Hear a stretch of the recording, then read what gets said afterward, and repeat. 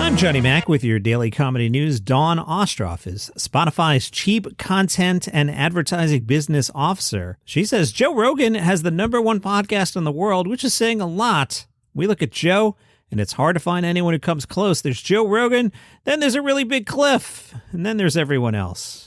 All right, but Joe Rogan's deal is up in a year. Is he going to renew with Spotify? She did not address that topic. She did address whether or not Spotify is concerned about alienating advertisers through Rogan's content. Ostroff said his advertisers have been with him for a very long time and still remain his advertisers. He has a very loyal group of advertisers even before we came in. It is believed Joe Rogan's deal is up at the end of 2023. This is fun from the Daily Mail. Remember Joe Lycett? That's the guy that's been giving David Beckham the business for promoting the World Cup in Qatar. Well, photos have emerged showing Joe Lycett performing in, wait for it, Qatar.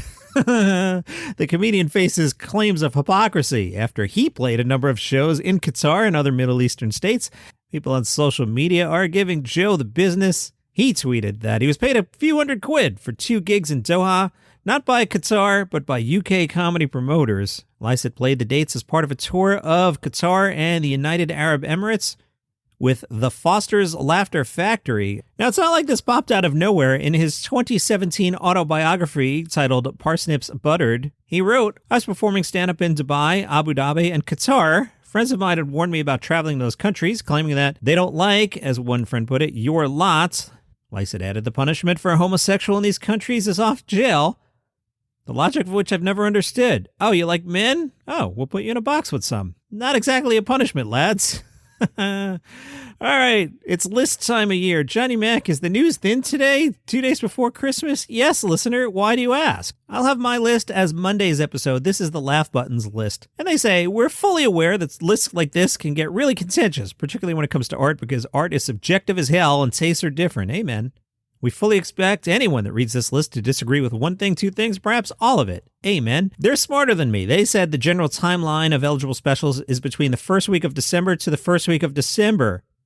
So something that came out late in 2021 can be eligible. See, I see why they did that. That way you can finalize your list and you don't miss things like Veer Daz's special that's coming out on the 26th. Also, their rules. They attempt to focus on purely stand-up specials. If something was mostly improv, that's out. They try to focus on a full hour. If there are 20 or 30-minute specials, those are out. Here's the list. Chris DiStefano, Speshy Weshy at number 20. 19, David A. Arnold, It Ain't for the Weak. I probably read you a story about that. I don't remember that even happening. Number 18, Patton Oswalt's We All Scream. All right, I'll comment on that one because I really enjoy Patton Oswalt, but the middle of this special, when he went into the crowd work, I didn't like it. 17, Fortune Feimster's Good Fortune.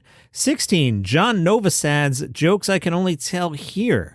A seasoned pro with the energy of the dude from The Big Lebowski. He eases you into his stoner vibe, but don't be fooled by the hippie comic. While he might be chiller than most, he low-key slays and slowly creeps up on you before you get hammered with terrific punchlines. I don't think I've ever heard of that one. That one's on YouTube. All right, let's all check that out, everybody. 15, Norm Macdonald's Nothing Special. 14, Andrew Schultz Infamous. I like that one a lot. 13, Stavros Halkias' Live at the Lodge Room. You'll find that one on YouTube. I have not seen this one. Seeing a lot of stories about him all of a sudden. He might be the it comic in the first quarter. Let's keep an eye on Stavros.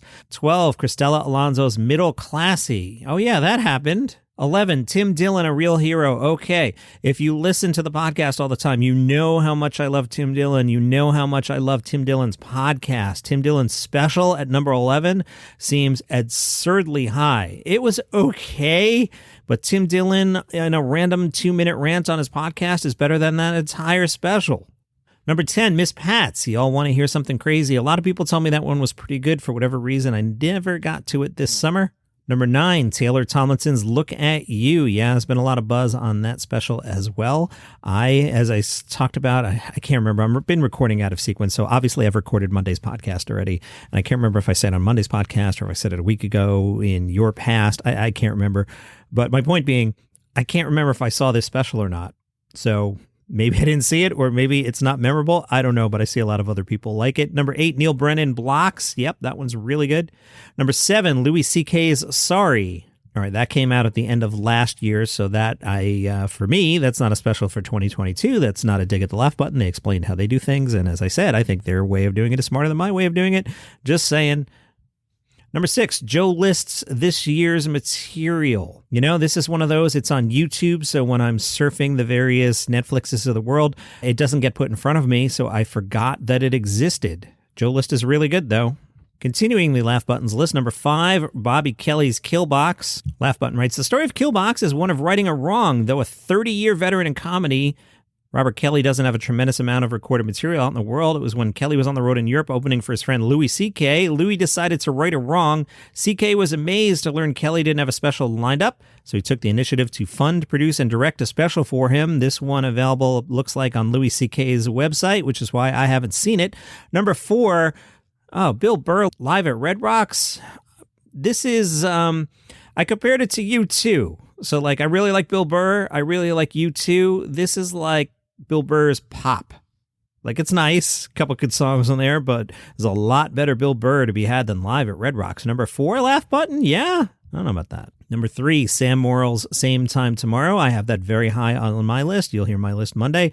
Number 2, Ari Shaffir's Jew. So my review of that, and I've talked about that on the podcast in the past, is I got a couple minutes into it, and I was like, I don't know. Now, some people whose opinions I respect have told me I need to watch the entire thing. I've had it in my mind to go back and watch it, but, hey, there's NFL 5 nights a week. There's World Cup soccer. I'm going to Christmas parties. My kid has a Christmas pageant tonight. I got stuff to do. But Ari Shaffir Jew, number 2 on the Laugh Button's list. And let's see. I haven't looked at this yet. Their number 1 best stand-up special of the year. Really? Gerard Carmichael's Nathaniel. They write, there's a reason why Gerard Carmichael's taken up the number 1 spot on all the lists, including ours. It's not just because the special wound up being insanely popular from the jump. It's because he manages to do the one thing that every comedian sets out to do, which is drop his guard and showcase who he actually is, while still killing. I don't find that special funny. Hey, I want to thank Andrea. She went to buymeacoffee.com/daily comedy news, and she joined the $2 club. So it's a nice, easy, inexpensive way to support the show. You go to buymeacoffee.com, you sign up, you join the $2 club. They'll hit your credit card once a month, $2 minus small service fee, whatever. That goes to me, support the show, much appreciated. Andrea, I'm excited you listen every day. Thank you. Thank you for joining the $2 club. Now, she asked me to explain the Bob's Burgers hoax. All right. Regular listeners, if you've heard this 50 times, hit skip for about 2 minutes. But Andrea, here's the deal. So I get that there's Bob's Burgers artwork, right? I've seen it. I know what it looks like. Looks kind of fun, right? Yep. I get that when you're watching football on Sunday, Kevin Burkhardt will be like, coming up, an all-new Simpsons and then Bob's Burgers. I get that he'll tell you that it's coming on. But let me ask you 2 questions. The first question, Andrea, you. Have you ever seen Bob's Burgers yourself? The answer is no, right? You haven't seen it. Let me ask you another question. Have you ever met anyone who has seen Bob's Burgers? That's when you know it's a hoax. I've never even met anyone who has seen Bob's Burgers. Again, I get that there's artwork. I get that there's merch. I get that they promote it. But have you ever actually seen the show on Fox? It's supposedly been on for 15 years. I've never met anyone who has seen this show. Now, Andrea said her nieces watch it. I think you're being pranked. Nieces, young children believe in all sorts of things that aren't real. I don't want to get too much into that. I'll get in a lot of trouble, especially, Don't go there, Johnny Mac. Merry Christmas, everyone, by the way. Don't go there, Johnny Mac. They believe in all kinds of stuff, and that's great. Children should believe in things like Bob's Burgers. It brings happiness to them. So, yeah, just go. That's right, nieces. I love you. And yes, Bob's Burgers is terrific. But, Andrea, you haven't seen Bob's Burgers, and you haven't met anyone who's seen Bob's Burgers. It's a hoax. Thank you for supporting the show. Jim Gaffigan has I think it's a weekly, but it's a regular presence on the CBS News website. Jim Gaffigan writes, it's the most wonderful time of the year. Really? It's the most wonderful? Have you been outside, seen the crowds, the traffic? Ever go through security at the airport in December? I'll tell you one word that doesn't come to mind. Wonderful. Maybe for you, it's the most wonderful time of the year. It's better than summer, fall, spring. You prefer crowds, cold, and congestion? To you, that's wonderful? Let's stop off on Gossip Corner. Nope. Not going to talk about Pete Davidson. Well, eventually I will, but Phoebe Bridgers and Bo Burnham. They've been friends since 2021. Are they now a couple? The Daily Mail thinks maybe, perhaps, possibly, maybe. Bo Burnham and Phoebe Bridgers attended Kate Berlant's one-woman show on Monday. They were sitting next to each other in the audience at the Connolly Theater in New York City. Hey, I walked past that theater on Saturday. Spies say that Bo Burnham gave Phoebe Bridgers, who's opening for Taylor Swift next year. By the way, I have 4 tickets. If you want to send me $100,000, I'll sell you one of the tickets. Anyway, Bo Burnham gave Phoebe Bridgers his undivided and doting attention. An insider, Jezebel, said the chemistry between them felt flirtatious and that Burnham seemed to be trying to impress her. Bo was there directing Kate Berlant's show, and he stepped on stage to assist with some technical difficulties that led to the performance getting canceled. What? Anyway, last week, Bridgers and Burnham posed for a bizarre photo, says the Daily Mail, which showed her kissing Matthew Healy as Bo Burnham stood behind them with his eyes closed. And let's finish up with the mayor of Gossip Corner. He's Pete Davidson. He's friends with Chase Sweet Wonders. I've been telling you about this for a couple days. They're just friends. I mean, and they were doing what friends do. They were seen at Pete's apartment late Monday night. Friends sometimes come over late at night. I've had friends over late at night. We're just friends. Nothing to see there, for sure. And that is your comedy news for today. Follow the show for free on Apple Podcasts, Spotify, YouTube. Normal episodes all weekend. I get that it's the big Christmas holiday, but I've got normal episodes, I'm telling you, because I'm about to record them right now. All right, see you tomorrow. All right, here's the pitch. 5 stories. They're all good news. It's called 5 Good News Stories. No negative news, just good news.